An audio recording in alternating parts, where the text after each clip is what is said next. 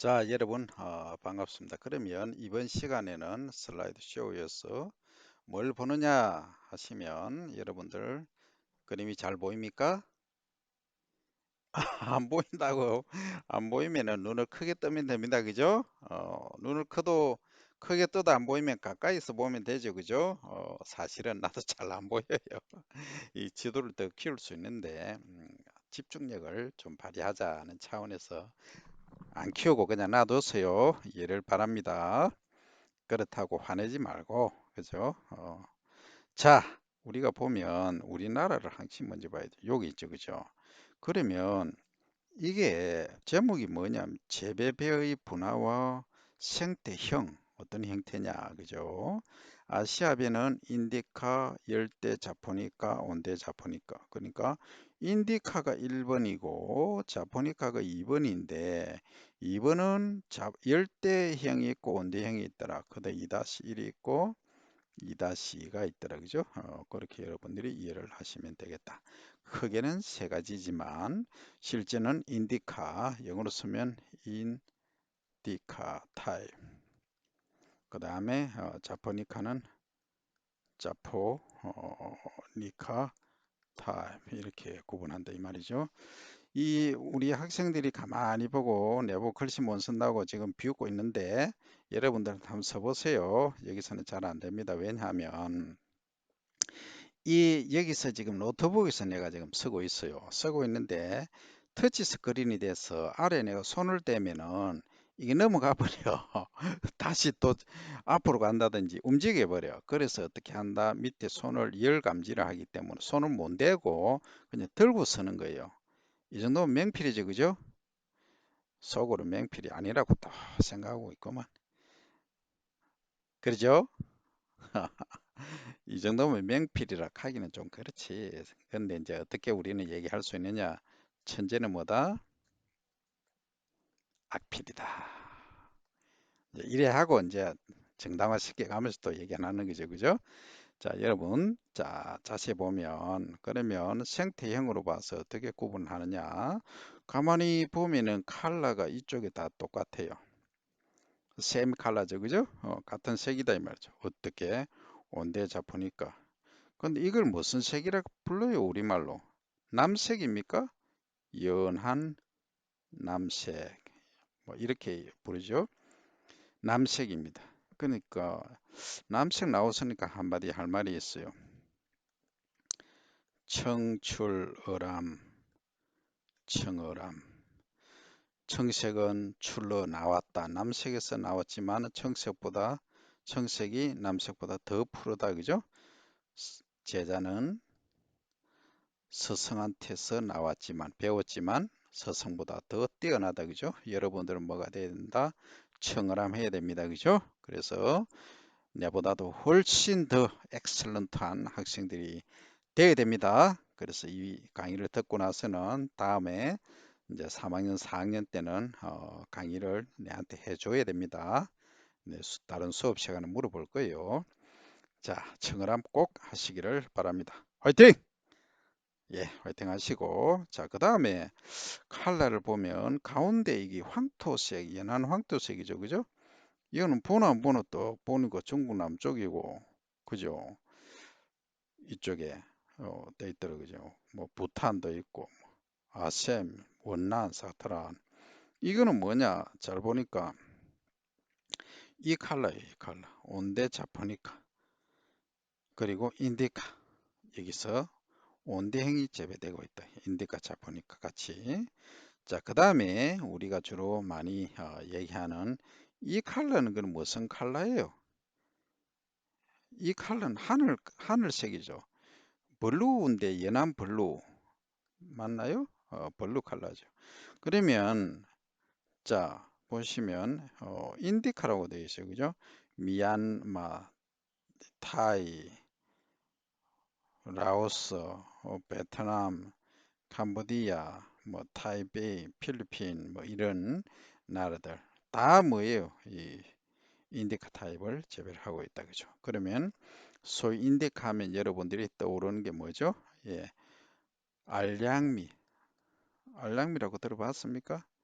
어, 모르시면 오늘 할아버지 할머니한테 할머니는 아니고 할아버지나 아빠한테 전화해 보세요. 아빠, 할아버지 알량미가 뭐예요? 군대에서 쌀 드실 때 밥 드시면 얼마 만에 배가 고팠어요? 한번 물어보세요. 네가 그걸 어떻게 알지? 그때는 우리가 통일배라고 있어요. 통일배요. 우리가 1970년대 이전에는 보릿고개라고 있어요. 보릿고개. 이게 뭐냐면 배를 언제 파종을 하죠? 예, 올해 주로 파종을 합니다. 그러면 언제 수확이 됩니까? 예, 한 10월에 수확이 되죠, 일반적으로. 그러면 10월 하순 11월에 뭘 하냐? 밀이나 보리를 주로 심어요. 그죠? 보리를 심고 언제 수확하느냐? 6월에 주로 수확합니다. 그러면 이 쌀이 10월 달에 수확한 쌀이 어디까지 가느냐? 길어야 5월, 6월까지 갑니다. 그런데 6월이 채 오기도 전에, 그러니까 보리가 완전히 성숙, 라이프닝, 익기도 전에, 수확하기도 전에 쌀이 다 떨어졌다는 거예요. 그 먹을 게 없죠, 식량이. 그때 보리가 덜 성숙한 이 올 하순에 뭘 했다? 보리를, 덜 익은 보리를 먹었다. 그죠? 그래서 이 보리가 익기 전까지 하나의 고기가 있단 말이지.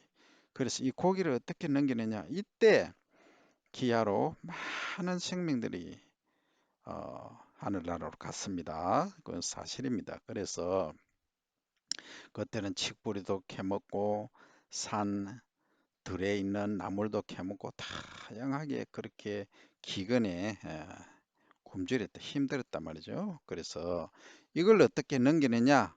이 고기를 무슨 고기? 보릿고기라 부른다. 할아버지 할머니 엄마 아빠는 잘 모르실 거예요. 할아버지 할머니한테 보릿고기가 뭐였어요? 그때 정말 어떻게 힘들었어요? 한번 물어보세요. 그러면 우리가 하는 이 식량작물의 중요성 여러분들이 깨닫게 될 겁니다. 하루 이틀은 밥 안 먹어도 살죠? 어떤 학생들은 밥 없으면 라면 먹으면 되죠 하죠? 라면도 식량입니다. 밀 수입이 안 되면 문제가 되죠, 그죠? 그래서 우리나라에서 주식을 하는 쌀은 부족하면은 밀을 수입한다. 예, 수입 못할 경우 가격이 이렇게 올라갑니다. 우리가 쌀이 없다 하면은 미국, 캐나다 보셨죠? 가격 확 두 배, 세 배 올립니다. 그죠? 그러면 결국은 우리 주식은 항시 뭘 해야 된다? 99% 아니 100% 충분히 자급자족을 해야 된다. 그죠? 이게 정부의 정책이다. 이렇게 가지 않으면 상당히 위험해질 수 있다 하는 거죠. 그래서 지금도 대통령께서 취임을 하시면 국민이 행복한 잘 사는 나라를 만들겠다. 그죠? 지금은 이런 말씀 안 하시죠. 자급자족 안 하지만은 경제 성장을 이루겠다 하는 거죠. 국민 소득을 4만 불로 5만 불로 만들겠다 하는 공약들이 결국은 이 자급자족에 포함되어 있다 이렇게 보시면 됩니다. 그죠? 그래서 여러분들 이렇게 지역별로 그러니까 온도차죠. 그러니까 거의 위도로 이렇게 보면 거의 나누어지죠. 그죠? 예, 이래서 위도별로 품종 재배 특성이 다르다 하는 것을 보면 이 품종 생태행이라고 하는 것은 결국은 뭐다? 온도 차에 의한 거다. 온도 차다. 이렇게 이해를 하시면 되겠다. 그죠? 이렇게까지 여러분들 이해되시죠? 자, 다음 어디로 갈까요? 다음 장으로 가봅시다. 자, 그러면 재배배에는 아시아배하고 아프리카배가 있다 얘기를 했고 야생배는 재배배보다 번식과 환경 적응이 뛰어나고 아시아배는 인디카, 열대 자포니카, 온대 자포니카로 구분한다. 1, 2-1, 2-2 이렇게 얘기를 했죠. 그죠? 그 다음에 인디카배는 많은 생태행이 또 아까 보셨죠? 구분되더라 하는 거죠.